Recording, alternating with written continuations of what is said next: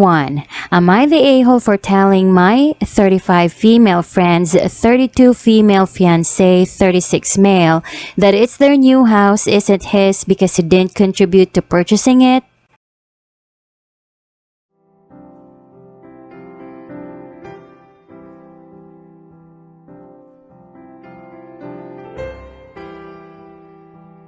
I, 35 female, have a friend, Ren, 32 female, who purchased her first house recently with her fiancé Jack, 36 male, fake names.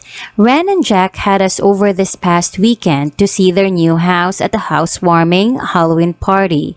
There were several people there, some I knew and some I didn't because they were Jack's friends. I sat outside for a bit with Ren after having been there for an hour and getting a tour of their new house.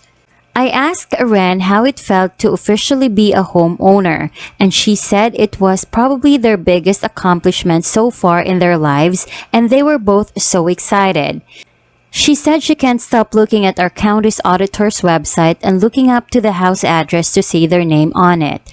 I never heard of this. We live in the States, so I'm not sure if this can be done in other countries, and I asked her to show me. She logged into the county auditor website on her phone and showed me the property records. I saw Ren's name, but not Jack's. I asked Ren why that was. Long story short, she said that her credit score alone qualified them for a better interest rate, and since her parents gave her the $35,000 down payment, that she didn't want his name on it since she and her family had the most to lose should something negative happen with their relationship or one of them passes away. Her will was rewritten to leave the house to Jack as long as they are still married. Jack apparently agreed to this, and they plan to use this house for equity 10 years down the road, and at the time his name will be on the new house. I knew about her the down payment months ago when they started looking, but she said the house is still Jack's in her eyes since they are getting married. A few hours later, some people have left and we sat outside around a fire pit, chatting with Jack and a couple of their friends. I honestly don't remember what we were talking about, but Jack interrupted me and asked why I kept referring to the house as Ren's house and not their house. I didn't notice I was saying it, but I told him that maybe it was because the house is not his.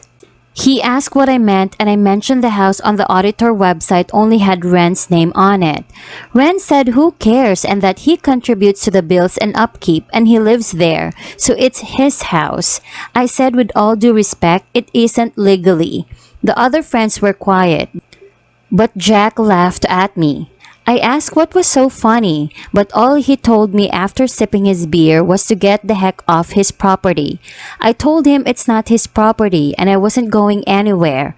Then Ren said, "Get off of our property." I said Jack should be mad at Ren for showing me in the first place and left. I asked my sister about what happened. She said that his name being on the isn't relevant because when you marry, you share everything you have with your partner, and that I was out of line. But my dad said I wasn't technically wrong, and Ren was wrong for showing me his name wasn't on the house. Am I the a-hole? This is the most dumbfounding actually moment I've ever seen. What even was their motive? What was the point?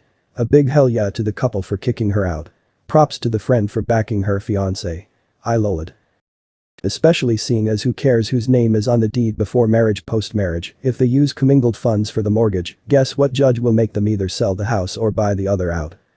YTA, they plan on being together, and while you might not be technically wrong, you pushing that narrative is just a matter of you being a whiny bitch about it.